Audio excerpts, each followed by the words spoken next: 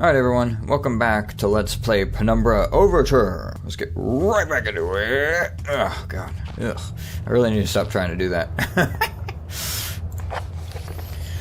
Okay, 15th of August 1945, Command Bunker, Airstrip Zulu, weekly report. Another unremarkable week in Greenland, regular supply shipment received, standard emergency drills carried out, routine run, this is like military personnel, huh?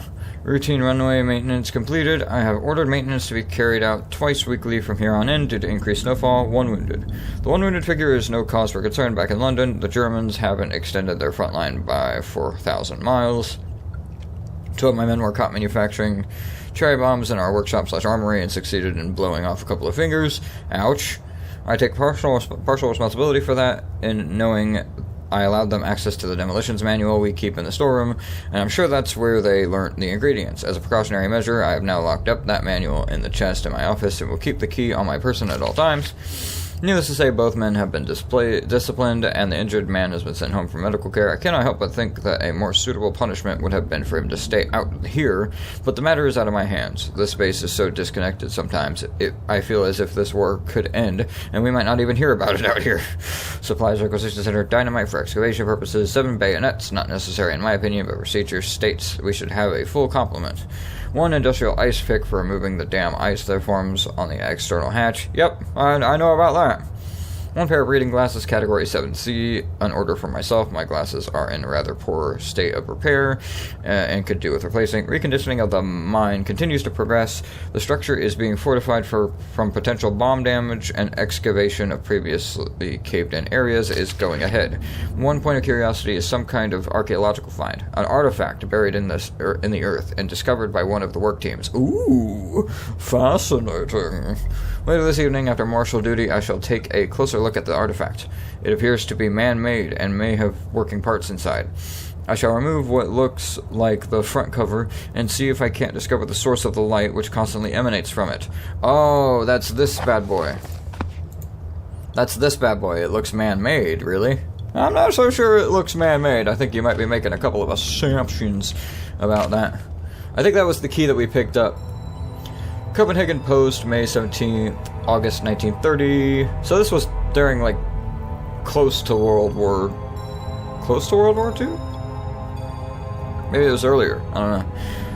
Psychotropic deposits at the bottom of Death Mine. Researchers at the University of Copenhagen have suggested that mind-altering chemicals naturally sown into the rock may be the cause of high suicide rates at a Greenland mine. Mine. The university, which has recently been conducting studies into isolated communities, first became interested in the workers of the northwestern lead mine last year. It's a lead mine, you idiot. Oh well, I guess maybe this wasn't common knowledge back then. They discovered that even taking into account Greenland's naturally higher suicide rate, local figures for the last 100 years were abnormally high at 46 deaths per 100,000 populace compared to the national average of 29. On further investigation, experts diagnosed in many of the miners symptoms in common with the earlier stages of paranoid schizophrenia. This has prompted researchers to hypothesize that natural deposits of lysergic acid, a pH 4 formula recently discovered to have hallucinogenic properties, may be present in the rocks. Few locals were conducive to interview, but those who agreed to speak had their own explanation. Intuit spirits, known as the Turngate, live in the mountains. The university is awaiting the results of chemical testing. Studies continue. Interesting. Well, I mean, it is literally a lead mine, so you've got that going for you. But, yeah, interesting. Fascinating. It's from Copenhagen, so interesting.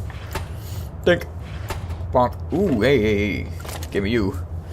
Give me you. Give me a typewriter. Get some Resident Evil action going on. Let's save my game. Ooh, what's that? Beef jerky. I remember the beef jerky.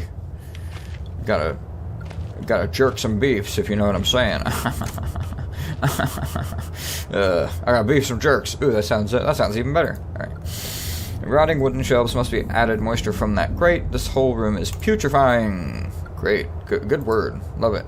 Chest for storing valuables. You don't know that. It might be totally invaluable what's inside there. You do not know, good sir. Could I grab the thing? That'd be great, thank you. Hibbity. Hibbity baby. Shamadabonk. More beef jerky. Thank you. I might get hungry. Oh wait, there's no hunger meter. No whole bunch of nothing. Okay. Alright, I need to turn up the mouse sensitivity, I think. Or at least the, like, turning sensitivity. Ah, key, yes, key! Bonk. Big Book of Explosives, 1923 edition! I'm sure that they had, you know, near perfect understanding of exactly the dangers that they're in back then. No, but seriously though, so that's the book that he was talking about. Chapter 1.3, Black Match Fuse. The Black Match Fuse is one of the oldest, simplest, and most reliable fuses used in modern pyrotechnics. It is easy to create, essentially consisting of just a string and some gunpowder, but be warned, the chemicals concerned will stain clothing, and as always, due concern is advised. Oh yeah, wouldn't want our clothes to get stained when we're dealing with high explosives! Oh, but anyway, that's definitely the most terrifying thing that can happen. Materials required: string, preferably cotton, black gunpowder, and backstring. Hey, we already got one of those bad boys. String can be coated with a thin layer of backstring, which acts as an adhesive. The string is then carefully rolled in the gunpowder and left to dry at least a couple of minutes before use. Okay, cool. Dynamite, invented by Alfred Noble in... Really? In 1866, dynamite is commonly used in construction, mining, and demolition. It is proved far safer to handle than alternatives such as pure nitroglycerin, provided, that is, it has been properly stored. Over time, the explosive component of dynamite, supposedly made safe by the presence of diatomaceous earth, whatever, has a tendency to weep, making an old box of the explosive liable to detonate on contact. That's wonderful. Materials required: 1 part of diatomaceous, earth, 3 parts of nitroglycerin, and small amount of sodium carbonate. Then simply form into short sticks and wrap in paper. See, this reminds me of Outlast with all the big words and stuff. Chapter 2.3, Trinitrotoluene. I don't know, something like that. TNT was first discovered in 1863 by a German chemist, Joseph Wilbrand. But it took some years before it yielded its true potential. This was because of the difficulty of making it explode and the lesser detonation in comparison to dynamite. The main advantage was discovered by the German Navy, who employed TNT's relative explosive stability in order to cause massive damage to British warships. Oh, that's great. Oh, that's wonderful. Their torpedoes could be detonated inside a ship's armor rather than exploding on contact, as did other shells. Jesus Christ. Armstrong's mixture. Armstrong's mixture is included in this book as more of a point of interest than as a viable chemical mix. The formula exists as somewhat of a legend in modern pyrotechnics, referenced by those knowledgeable enough to stay away from it as a death mix. Do you mean those who haven't died from trying it already? Its incredible volatility make it unsuitable for almost all potential applications. Red phosphorus and barium, this mixture can be carefully and slowly mixed to minimize risk to the chemist. Sulfur can substitute for some or all of the barium to slightly decrease sensitivity. I don't know why this is in here. Just because the people who made this game are nerds? Like, I don't think that has any, like, point of reference at all. What the hell? I doubt there's anything in these. Yeah, no. So much history in this place, tied up in words and left to decompose. Fun. Picture of a British platoon. It must date back to World War II. I suppose this mine was converted into some kind of bunker.